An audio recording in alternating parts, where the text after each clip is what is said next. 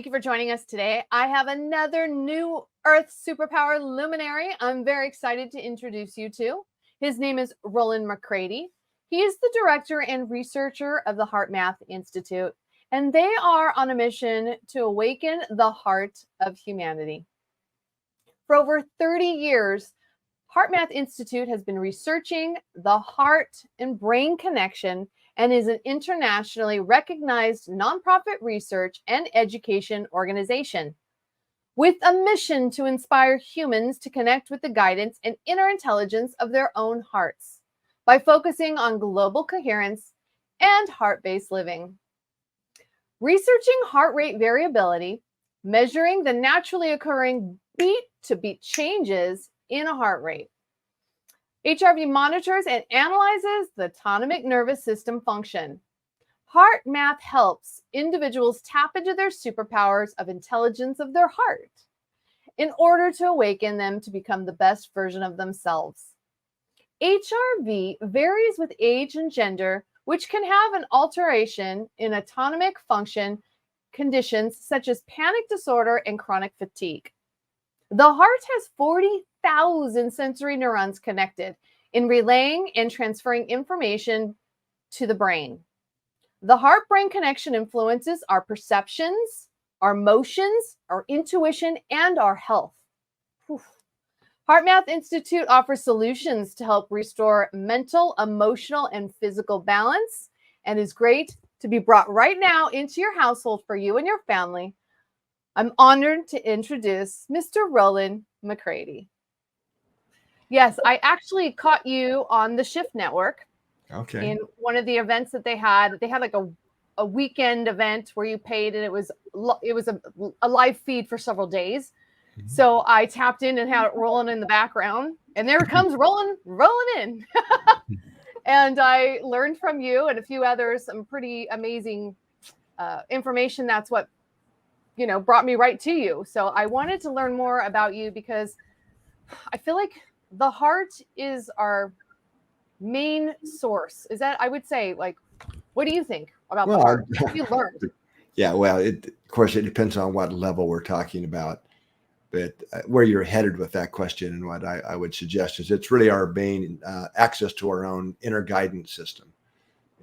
So the heart has been associated with wisdom and intuition, courage forever, really, since the first written record that we know of.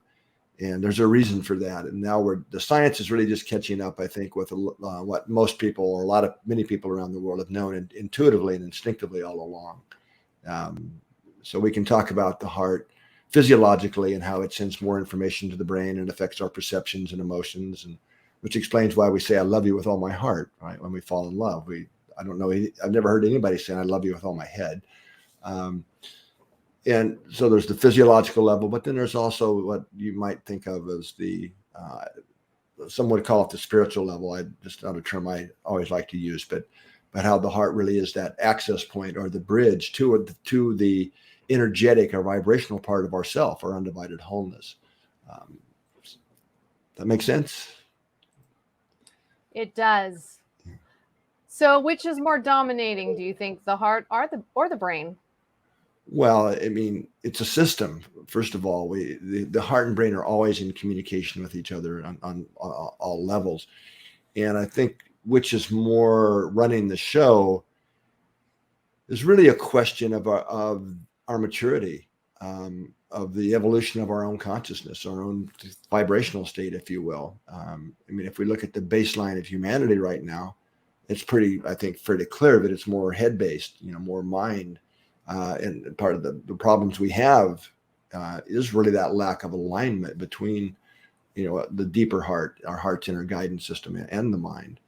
And in fact, I often suggest that the largest source of stress in people's lives, kind of globally speaking, is that lack of alignment. And let me give you an example of that. Maybe ask you yourself, or those that are listening, if there's been a situation, maybe even in the past few days or past week, where you've either been asked to do something, or your mind was, wanted to do something, whether it was buying something or whatever, just some decision. but you had a deeper inner feeling, a deeper inner sense that may not be the best choice, right? And then think back of how many times have we had that, and we went with the mind choice. Only usually after it played out, we think back and go, God, I wish I'd have followed that deeper, intuitive sense. So it's that lack of alignment, that lack of really following the true deeper heart's intelligence or guidance that ends up creating most of the stress in the world. So are people's hearts out of alignment, like their chakra, the heart chakra organ, like is something out of alignment and that's why there's so much strain on it? What's causing that, do you think? Well, I wouldn't necessarily say the chakra, but you can talk about the chakra system if you want. Let me say this another way, Noelle, there's really two hearts. There's the physical heart, and that's where the intrinsic cardiac nervous system or the heart brain exists and all the physiological communication. And we could keep the discussion just there, and it's quite profound and important. But what I'm also suggesting here, that the research is starting to really strongly support this perspective, is that we also have what we call an energetic heart. It's also been called the spiritual heart in many, many traditions for thousands of years. And that this energetic heart is that bridge, as I was talking about, to our larger self. Whether you want to call that your soul, your spirit, your larger self, your higher self. I like the term larger self because it takes it out of religion and these kind of concepts as a scientist. And it's that alignment I'm talking about, that deeper, who we really are, right? At that higher vibrational level. You can think of it as a higher dimensional level, or a level where, because I'm also suggesting here that the energetic heart is very real, and that we really do have a soul or a spirit or whatever you want to call it, a larger self. And that the energetic heart is that bridge to that part of our undivided wholeness, who we really are at the deeper level. So when people say that someone died from a broken heart, because I've worked with seniors for many decades, and often when one of them dies, if they've been together a long time, the next one passes away rather quickly. Do you believe it's true that people do die from a broken heart, and why? Well, yes, I do. And in fact, that happened I've seen that happen in my own family. We call it a broken heart, but it's really more at the mind level. It's that the grief, the sense of loss, the loneliness that comes from that does put extra taxes on the cardiovascular system. And there's also, at some level, we really choose, in our larger self, that it might be time to go ahead, and we just don't want to be here without him. So it's not a simple black and white answer, but it's certainly clear. I mean, there's so much research now that if we just keep talking on the physiological level, that stress, and let me emphasize here that when we talk about stress is always an emotion. The kind of stress I'm talking about, not physical stress, but it's the frustration, the anxiety, the feelings of overwhelm, anger, loneliness. These are all feelings. And that's important to understand, because it's emotions, what we feel, that run the show in terms of our physiology. It's, in fact, this is so easy to prove here in the lab, that what we think certainly has measurable effects. So if we're measuring, we got electrodes on your head, measuring your brain waves in your chest, measuring your heartbeat, electrocardiogram, and other measures, physiological measures. Then we have you do something cognitively, think about something, subtract numbers from each other, these types of tests, so-called stressors. That you can measure some changes, sure, but man, nowhere near compared to what happens when we feel something. Like if we're doing subtracting numbers, for example, and you start to feel embarrassed or frustrated because you're not getting them right, big changes happen in our body really fast, way more than just thoughts alone. Like your blood pressure, your hormonal flow, the rhythms in our nervous system, and so on. So it's I think it's really helpful for people to understand that it is emotions that cause the changes in our physiology, in our hormones, in our nervous system activity. In fact, just getting frustrated, not even really angry, sets in motion a cascades of at least, probably many more, at least 1,400 biochemical changes in our body. And that's why we here at HeartMath, we focus a lot in, at least in our beginning training programs, on how do we become more aware of what we're really feeling, both physiologically and at the more energetic levels. And once we become more aware of them, we can then start to regulate them, to self-regulate them, to choose. I like to think of it as our emotional diet. We have a lot more power to choose our emotional diet than a lot of people have been taught or have just learned how to do. They just need the how-to, the ABCs of how to actually do that. As it turns out, that often involves starting with the heart. I kind of made reference to this earlier, that the heart sends more information to the brain than the other way around. And I'm talking physiologically through the nervous system now. And that's not some new discovery. This has been known since the late 1800s, but it was just largely forgotten. The quality, I'll call it, of the neural information being sent from the heart to the brain, it goes to every major brain center, and it has a lot of important effects. It affects our perception, the frontal cortex, our ability to discriminate appropriate behavior. Not a good idea to yell at the boss if you want to keep your job, these kinds of things. But it also goes directly into the primary emotional centers in the brain, the amygdalas and associated structures that really give the texture, if you will, to a feeling. When we feel something, there's usually it's felt in the body, but then there's also other higher type of emotions that aren't necessarily body felt, but can be appreciation, gratitude, forgiveness, these types of things. But the heart has the signals going from the heart or directly go to the amygdala. In fact, the neural activity in the amygdala is synchronized to the heart. So whatever the heart rhythm patterns are, that's what the amygdala is seeing. And that's largely what's given the texture to and creating the feelings that we feel. Again, why we put our hand on our heart and say, I love you with all my heart, not all my head. Because we kind of intuitively know this. Does that help answer your question? It does. I just remember going from an experience when I'd been with someone for a very long time and we parted ways. And I felt like my heart had literally exploded. Sure. It was like a fractal explosion of energy just all over the place. And it was, to me, it was like all over the floor. Yeah. It felt like. No, I get you. I kind of coming back to what you were asking. So, I mean, what's going on up here in our brain, in our mind, certainly affects the heart and the whole body. You can have, you feel like you got gut punched sometimes, depending upon, right, that feeling, but it starts up here is what I'm saying. And it's okay. That makes sense. Yeah. And then as I was healing my heart, I felt like I was picking each little piece up and it was like calling back each piece. Mm-hmm. And it might've been like deep in reprogramming the new brain, which maybe I think become a new person, right? Sure. Yeah. Right. You're shedding something and then rebuilding it up. Yeah. So I just remember I've had a few things, like even all my life, ever since I was a kid, I would get these heart palpitations every once in a while and I would have to lay down and do deep breathing. And I just remember the heart has always been the organ that you feel the most of. If you really tune into it, it really communicates to us. It's kind of like a portal of information, I feel like. Well, that's what I'm saying. It's the portal of information from who we really are at our deepest levels. Right, right. So whatever you want to call that. Right, yeah. So when people are affected, it's almost like darts being thrown, at the heart when they're hurt too, poking at it. So, okay. So how are we able to maintain our hearts better then? Like what tips can you give us to have good, healthy hearts? Well, okay.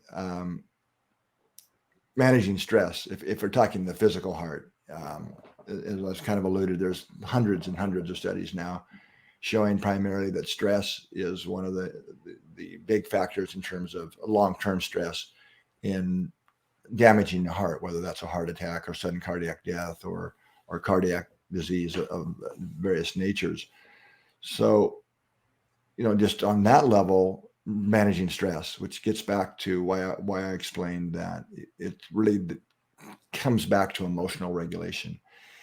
And a lot of if you had a computer, let me put it this way, at the end of the day, that we could have a readout of our energy, of how much energy, well, I'll say emotions/energy, because emotions, I'm going to diverge a little bit and then hopefully I'll come back and answer your question. But as I already said, emotions run the show in the activity in our bodies, in our nervous system and hormones and so on. But if we had a readout, and I don't use the term positive and negative emotions for a lot of reasons. I tend to think of them and describe them in terms of we have certain types or class of emotions that deplete our energy, and another set of emotions or category that add energy, that replenish, that regenerate our system. So it's pretty common sense, I think, right? So if you get really mad at somebody, you really get angry. That might feel good in a lot of outflow of energy, but how do we feel 30 minutes later or an hour later? For most people, it's really quite depleted. I mean, we're just kind of wasted. On the other hand, emotions like appreciation or care, compassion, they add energy to our system overall, and they set in motion a very different set of hormones, more that are more regenerative in that how they affect us. So if you had that computer readout at the end of the day of what your ratio of those types of emotions were, that deplete versus renew, and all the physical taxes that we're putting on our heart, but the whole body, it's not just the heart. Most people would be shocked, I think. And in that it's the little things, the extra significance we add to things that maybe don't really even matter, and the drama that we tend to add, making big deals out of little things oftentimes. And this is not to say that a lot of people aren't dealing with very real challenges out there in the world, but even those we can overdrain our energy around, because we're really going to ultimately we have to deal with whatever life is bringing our way anyway.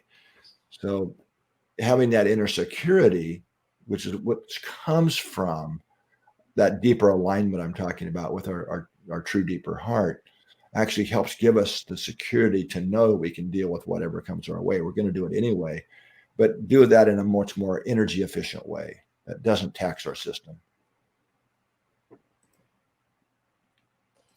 So it does come down to energy. Energy management. Yeah. Okay. That makes sense. So when people are feeling depleted, take a break, sit down, lay down, take a nap. It's permission to slow down and listen, right? Pause, to take those pauses before we react, before we hit send on an email. Right.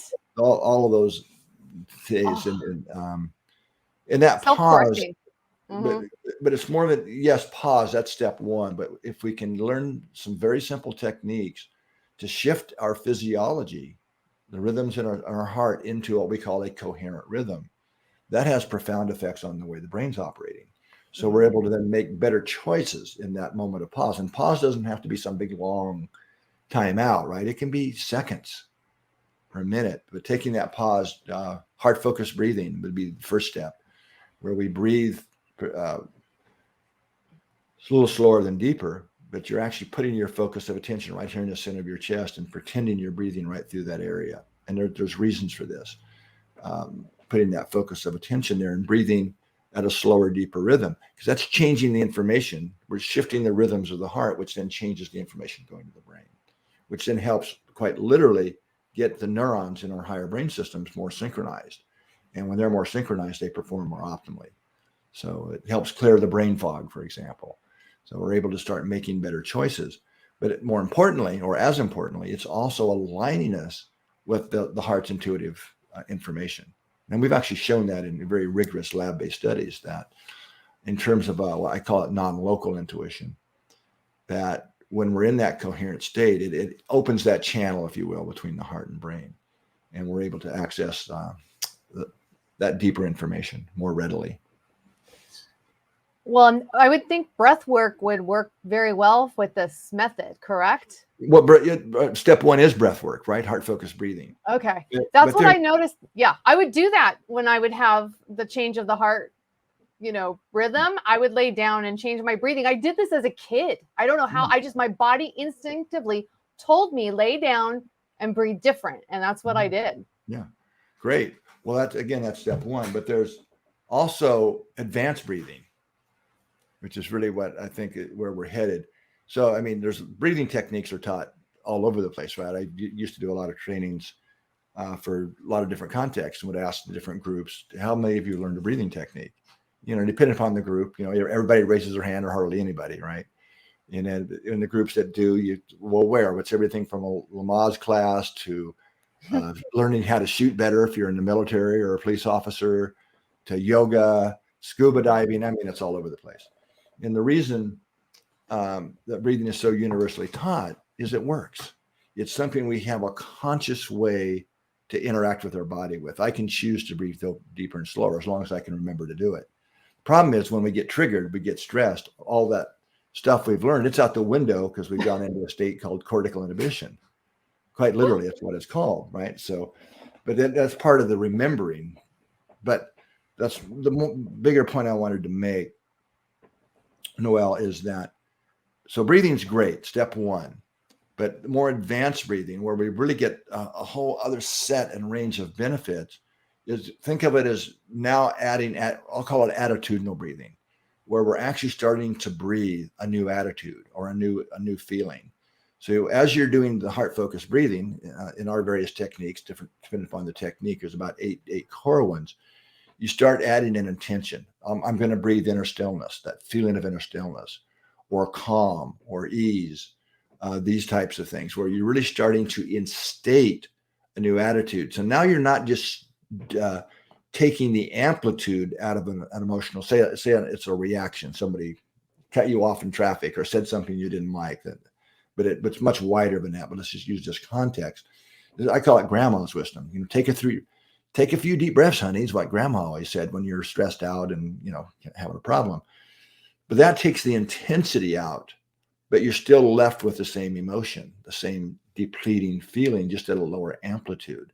So now when we add the intention to say, breathe calm or breathe appreciation or compassion, now you're starting to shift a much deeper level, your energetic system of where emotions ultimately come from. And that brings in another set of benefits and alignment that goes on. Does that make sense the way I explained that? It does. It does. Because the breathing will affect your whole central nervous system as well. Yeah, absolutely. I'm saying that takes the amplitude out. You start getting things. Right. And you know what I do? If things get stressful or intense, I actually have a Post-it note up that I just go and look at. And I have a few things written on it to do to shift my energy quickly. Yeah. Whether it's go out and take a walk, you know, remove yourself out of the situation, go cool off. Right? Go put on an essential oil and smell it, like change, you know, activate a different sense. Yeah. Well, you know, and Post-it reminders are awesome because that is the biggest challenge for most people especially when they're first learning, until we reestablish some new neural circuitry and it becomes more automatic. Remembering is the hardest part. You know, I tried Post-it notes. I've gone through this years ago. I'd stick Post-it notes on my, you know, bathroom mirror or on the computer screen. A few hours later, typically, certainly a day or later, I don't even see them anymore. Right. I mean, they're just gone. I mean, you know, for me, you know, so then I've done the watch reminders. I still do that sometimes if I'm trying to instate a new thing. But, you know, one of my favorite things that we've trained a lot of people, of course, in this, that I've heard of that a person uses, as actually one of our trainers, is their reminder to take that pause, take that breath, shift into coherence, is every time they walk through a doorway or a threshold, that's their key, their reminder to take a few heart focused breaths. You know, see what I'm talking about? You have to breathe anyway, right? It's just so it's not like you have to go take an hour and meditate or something. It's just remembering throughout the day and in day-to-day life to bring this into the way we navigate through the day and the challenges of the day. So what a great thing. If you walk through the door, you're going home from work. Okay, breath. Ask yourself, what's the appropriate attitude, you know, for greeting my family? Or you're going to work, same thing, right? You've been through traffic and you're frustrated, and okay, take a few breaths, ask yourself, what's the appropriate attitude to breathe in and to be in. Hope that looking for the good in everything. If you know, half full factor of what's the best part of this moment, basically. Yeah, put an upslant on it. Right. Because Upshift it. there's always a silver lining, right? And if you're in a moment of stress, there's a message that you're supposed to get or a lesson you're supposed to learn. And yeah, I mean, I think that's true. But sometimes you have to let things play out a little bit to understand what it was. Right. Okay. That makes sense. And then I was going to ask you, because I've worked with senior citizens for several decades, and I understand the heart is tied to Alzheimer's. And is it due to, what is it due to? I guess. Okay. I wouldn't go quite that far. But there's 2 studies that have just recently came out in recent months that do relate the heart to Alzheimer's, but in a positive way. And the most recent study was published by Mara Mather, who's got a very, very high quality research group at USC, University of Southern California. And they conducted a study where they brought both young and old people into the lab and did a lot of measurements. And they did all kinds of things, blood markers and MRI scans and a lot of different things in these studies. And the intervention was they actually used one of our devices called the M-Wave Pro in this case, which is a device that measures your heart rhythms and analyzes them and gives you feedback on how coherent they are. So the intervention, they had a control and an intervention. The positive intervention was that they had the real feedback, and basically they were taught to, use breathing as a first step to create more coherence in their heart rhythms. So they did this. I think the instructions were for 20 minutes a day on their home practice for 4 weeks. Now the control group also got feedback, but it was the opposite. They were trained to reduce their coherence. And the exciting outcome of this was that in this population, in both young and old people, is that it significantly reduced amyloid beta and tau levels in the blood, which are, I'm sure you're well aware, the well-known biomarkers for risk of Alzheimer's. So this study clearly showed that just practicing these coherence techniques just for a few weeks significantly reduced the primary markers for Alzheimer's disease. And I'm glad you brought in the younger generations for this, because I'm noticing more younger people are having heart issues. Do you have a theory as to what that could be caused by? You talking about heart issues or cognitive issues? Because both are actually true. Right. However you feel that would explain this to a younger generation who may be experiencing that. Well, in both cases, I'm going to take it back to emotional stress, and the probably underlying, it's less clear in Alzheimer's, but certainly in things like diabetes, heart disease, inflammatory diseases, these types of things, asthma, respiratory diseases, that the primary underlying biomarker of that is inflammatory processes in our body. So inflammation seems to be whether that manifests as heart disease or diabetes or cancer, these other type of diseases, inflammation seems to be the common runway, if you will, or pathway to that. And stress, emotional stress increases, especially long-term. It's the day-to-day stresses. We're having to navigate traffic every day and all the frustrations that go on to and from work and all the, let me just bring in a side note here on this, because it used to be, and still to a certain degree, if you do surveys of what are the most stressful things in people's lives, certainly work stress is at the top of that, but within that is time pressure. Now that's defined as the feeling, again, that emotion, that feeling that everything takes too long or that we don't have enough time. Now that is in some of the more recent surveys still way at the top, but is being kind of beat out in some cases by having to deal with difficult people.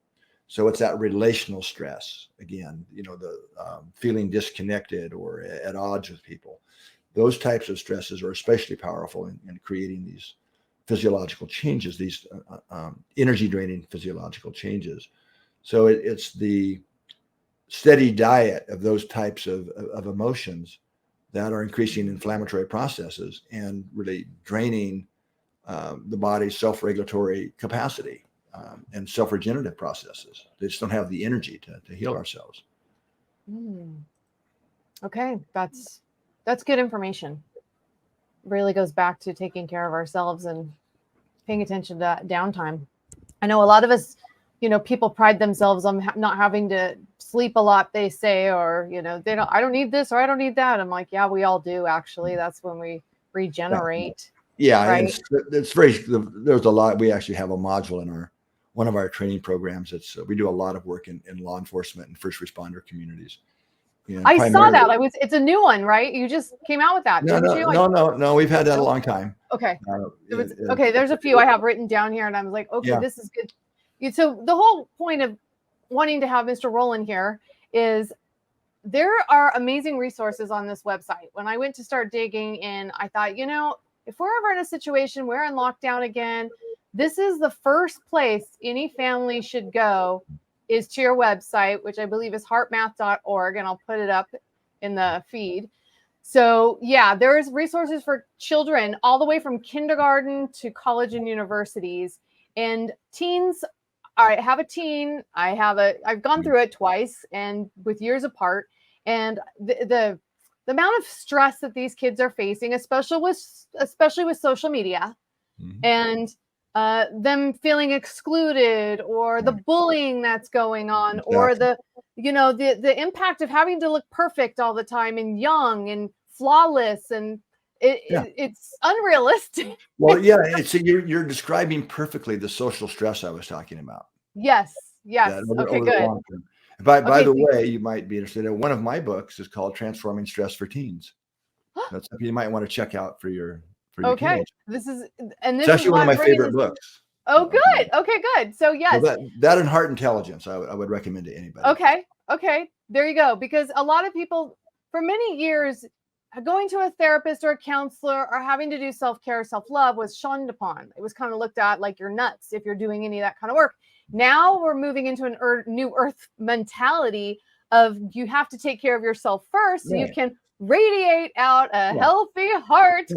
Yeah. Well, it's common sense, isn't it? I mean, a lot of people, not just me, use the airplane analogy. What do they say if you lose pressure? Put the mask on yourself first. Right. Because if you're not caring for yourself, how can you care for others? Yes.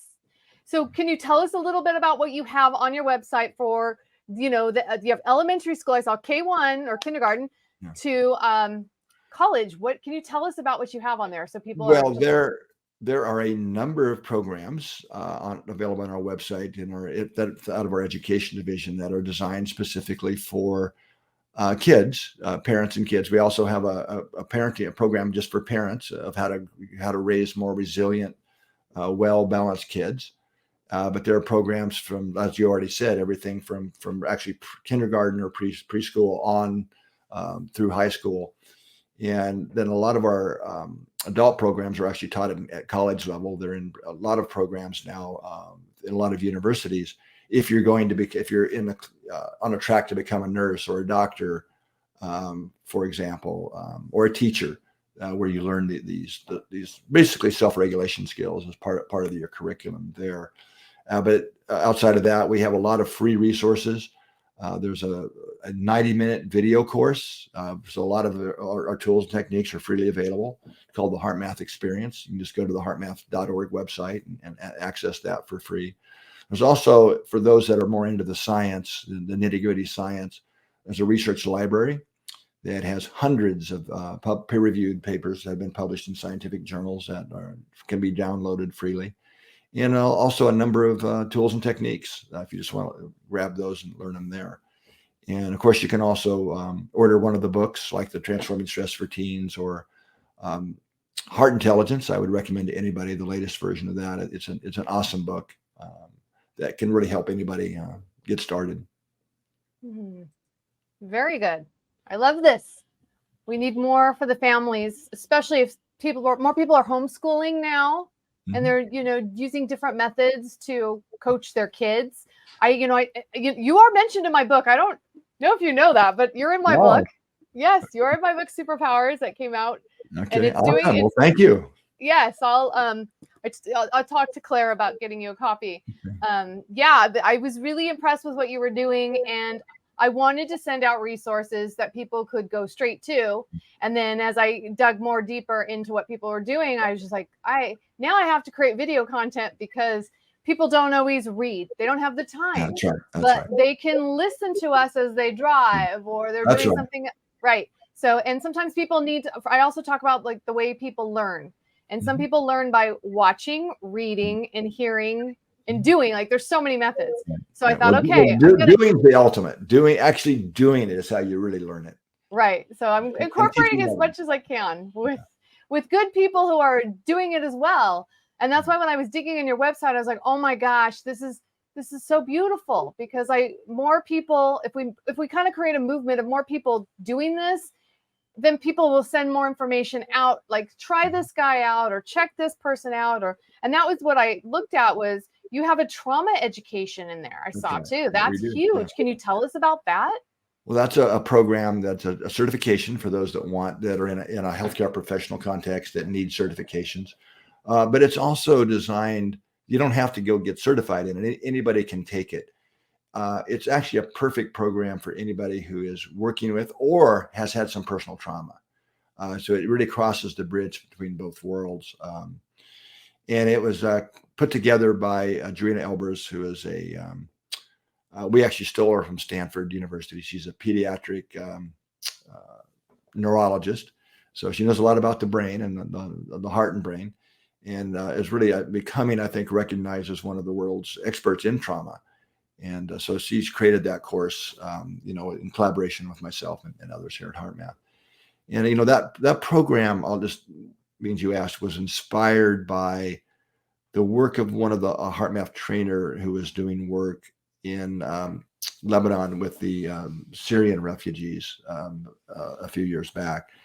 And the stories that he was getting and the programs he developed, he actually had 3 programs that he was doing. And one was based on our program for very young children, actually called Heart Smarts. And that you asked about actually. And he was teaching this to the children in the refugee camps. And one of the first and primary symptoms of the stress they're going through, and this is pretty horrific conditions. He showed me a lot of pictures and things of what was really going on in these refugee camps. A lot of them had lost family members, had really been, directly involved in and experienced and witnessed the horrifics of war and the things that go on. But their first symptom, or one of the primary symptoms that shows up, is bedwetting. And so he was training them, and this was with hundreds of children, many hundreds.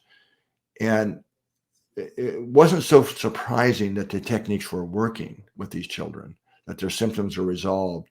It was how fast it was happening. I mean, in a couple of weeks. And he had the data. He was a researcher as well with hundreds of children. And some of the photos he was showing of one I think we used in the course actually is this very, kind of gorgeous young little girl, mud on her face and stuff, but just this kind of pre and before and after. And after she had learned the heart focus techniques, just this beautiful, radiant smile with her hand on her heart. They're right in the middle of refugee camp where they can have that experience. But he also did a program for the mothers, because there's primarily women in the camps, and for them to learn it and to reinforce with their children. And that he also had another much more in-depth program based on the HeartMath programs for the survivors of torture. And there again, it how fast it was working for people. What was just astounded even me. So that was really the motivation. We said this is working so well in these extreme trauma contexts that we've got to share this with the world, and we have to help people that are working with others with trauma of how to integrate these techniques that really help open the heart and get us reconnected with who we really are into those fields. So it's actually been a very, very highly rated course. We're super super happy with it. I think it gets 5 stars out of thousands of reviews now. So I believe that. I mean, everybody has suffered some type of trauma in their lifetime. Like, that's part of the journey of being a human here on earth, is to grow and evolve, and that's through trial and error. And can you tell when someone's like aura or energy is clear or healthier? Are you able to notice that? I'm not one of those. I don't see auras Okay. and things, but Okay. I can tell other ways. I can do physiological measures. Okay. I mean, I can just measure your heart rhythms and tell with about 75% accuracy what somebody's feeling. Right. You guys have some tools for that. Why don't you talk about the tools that you have so people can learn how to monitor themselves better? Yeah. So once we really understood it, this is going back into the early decade, probably, of our research back in the 1990s. I mean, I'm a psychophysiologist, by the way, is my formal training here. And before that, electrical engineering. But once we really understood how the heart and brain are communicating and how our emotions are changing or reflected in the rhythms of the heart, and that when we have heartfelt feelings, we generally are feeling and experiencing things like gratitude or appreciation, these types of emotions, that the heart literally shifts into a different mode that we call coherence. Heart coherence is what's called. And that there's over 500 studies now that show that when you learn how to make those shifts into coherence, which you can do right in the middle of anything, you can be in a meeting or traffic and make those shifts once we learn these skills. Once we understood that physiology, we found that when people had feedback where they could see their own heart rhythm patterns and how coherent or not they were, that was a powerful tool to facilitate people learning how to make that shift into coherence and to be able to practice that when they're on a phone call, right? Or in these other more stressful situations, which is really when you want to be able to make that shift. So like in law enforcement, for example, we're teaching the officers or first responders to be able to make that shift right in the middle of the chaos that might be going on. So that really grounds them and it enables them to maintain their composure in the midst of the chaos.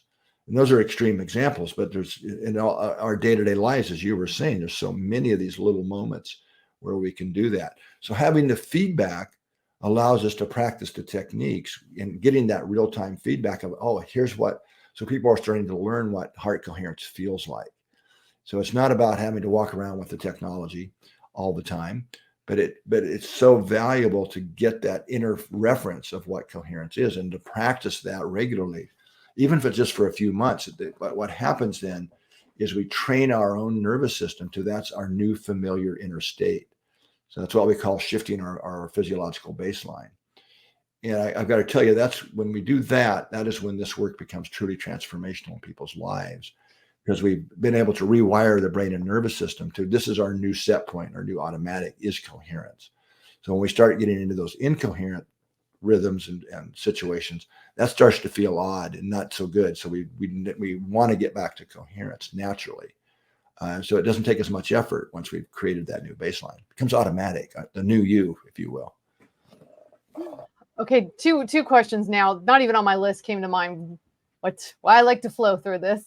How do you get them to change the heart frequency? Well, one of the ways is what we were just talking about, having the technology, and we've made it very inexpensive. It's accessible to anyone now. Anyone can get it, and there's a number of apps to choose from. There's for self-training, inner balance, and a new app that was just released called the HeartMath app. For those that get more into the higher levels of the work we do about global consciousness and really helping shift the energetics of the planet, another app called the Global Coherence app. In fact, we developed a technology there where you can use the camera on your phone as the sensor for your heart rate variability, your heart rhythm, and get that feedback. But that app allows us to do it in groups. So you can create a group for your family or join the global group, as we call it, for people who are there with the intention to really add more love, more compassion into the planetary consciousness field. And that's a whole other topic, and we could spend. Well, and that's funny because that's one of my questions is that app. I saw that you were doing global meditations through the app. at certain times of the day where people around the world can tap in and tune in together. Right. Exactly. And That's pretty amazing.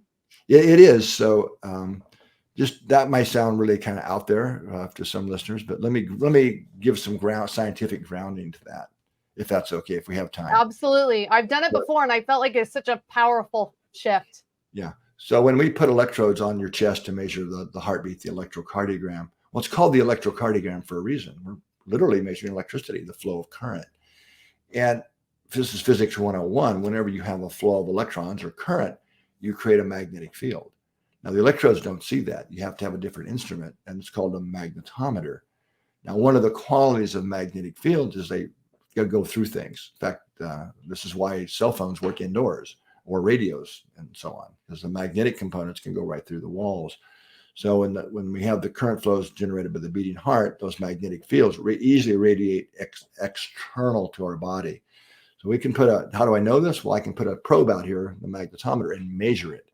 And the heart's field radiates many feet from the body, where a brainwave radiates about an inch from the detection of these. So what we feel inside doesn't stop at the skin. We are literally broadcasting and radiating these, and I'm going to use the word frequencies here because they're vibrational patterns of information into, you can think of it as your personal field environment.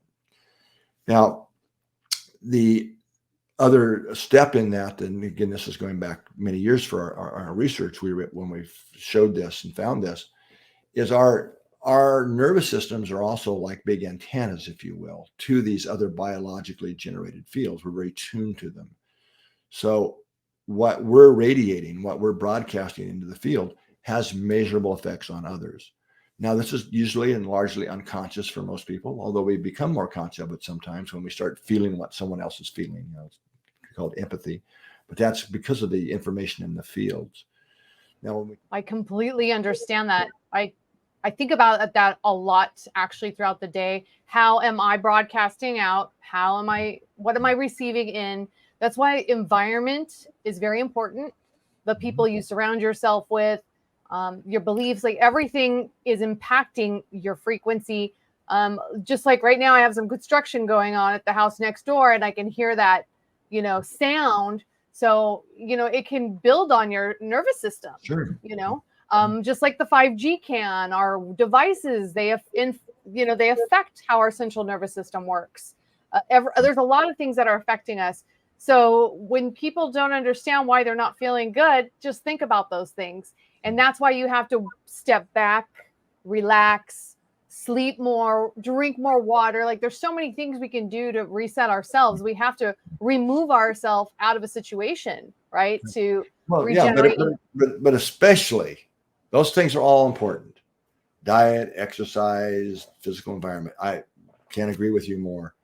But I would also suggest, just to bring it back one more time, that it's our emotions, our emotional diet, that is way more important than those physical things in terms of our long-term health and so the number one, emotional intelligence. Yeah, right. Mm-hmm. Okay. Yeah. That makes sense. And that's something I talk about too in the book. And everybody, I think, should be learning this even at a young age, because if our children, right, if they knew how to realign quick, because a lot of times I know when my kids were having a moment, it was lack of nutrition, or they were overheated, or they were thirsty. And I had these like protein drinks, and I'd be all, drink this and we'll talk in a few minutes. And they were just a whole different person. It reset them. Right. Yeah. So it's right. Rebalancing ourselves. And there's so many times we don't want to do it because we just feel depleted. But that's when you need it most. Exactly. So I wanted to ask you, Mr. Rollin, will you tell me and share with us, what is your superpower? Wow. Well, I would say for me, my superpower is really, I've learned this through the School of Hard Knocks in many ways, but being able to be in almost any situation and stay aligned with who I really am, with my heart's intelligence. And I have I'll call it an awareness and a very deep sense and really inner knowingness that I really can handle whatever comes my way, whatever life brings my way, and whatever I draw, that I will be able to handle it. That's a good one. It's interesting. I like to ask this question to everyone because everyone's different. And that's why I was like, look at how different our superpowers are. And how cool is that person's superpower? And don't you want a little bit of that? And you've just showed us how to get some of that superpower and shared with us, right? By telling us. Indeed. Yeah. Yeah. So I have one other good question for you. And this is where you have the opportunity to send whatever message you would like to send out to the universe. Well, what is your message to the universe? Yeah, to the universe. Well, to the universe, I think I'm going to ground it more here too, but it's really all about learning to love more. It's love that really aligns us with who we really are. And it's love that we add to our own vibrational field. That is the single most important thing we can do for our own health and well-being, is to run more heart energy, more love through our own energetic and physiological systems. But from the universe perspective, I believe that Earth is going through a consciousness shift, and that actually affects the universe. So as Earth, as humanity, I should really say, takes our next evolutionary step, it's really about learning to love more, learning to care more, to get along with each other, regardless of our differences. That creates a wave that really benefits the entire universe. That's a big, good message. Thank you for sharing that. And then I did want to share actually one more thing with people that people should know about, which is you actually have some podcasts I noticed on your amazing website, and you've had some great guests. I saw Gary Zukav was on there recently, and Lynn McTaggart was on there, and she's actually in my book too. You've had some pretty interesting people. Do you want to talk about that for a few minutes? Yeah, I don't do those podcasts. That's done by Deborah Rosman. Okay. HeartMath Inc. But we certainly share them on our site and website as well. And you're right. There's just a whole series of awesome speakers. Neil Donald Walsh was on, Conversation with God. Greg Braden, Mara Mather, who I just mentioned earlier, who did this amazing research on Alzheimer's disease. I mean, the list goes on and on. So it's an amazing resource for people to learn what's going on in the world, and in this space anyway, and some of the most so controlling what's going in and around us is really important to have that higher frequency. And this is a good resource. So if you're looking for something to do on that drive, or your walk around the block and realign in a higher realm, this is a great resource. So you'll have to go check it out. Yeah. Well, I thank you so much for joining us today and growing with us and sharing with us, and keep us up to date with all the new findings you have on the heart. Well, and yes, and the Global Coherence Initiative. There's a lot of new studies coming out. We've been publishing a lot on that. And just we're also the new home for what's called the Global Consciousness Project, which is an exciting project. We're really just releasing into the public now, where people can become citizen scientists and really become involved directly with this exciting new project, that it really is all about measuring the consciousness, global consciousness. I think of it as the field of global consciousness around the planet. That's huge. And how we're able to measure that, and how people can get involved. And you can go to our website and get a link to that. But the direct website for that is called GCP2.net. If anybody's interested in learning more about that project. That's amazing, because the more of us that are involved around the planet, it's almost like we are light beams. Yeah, we are light beams. Yeah. All the way around the planet, glowing together and using our light to connect and bring it up. Yes. So download the Global Coherence app and just all add some love and compassion to the planetary field. There we go. There's the new Earth. Here we go. Right on. Thanks a lot. See you soon. Take care, everyone.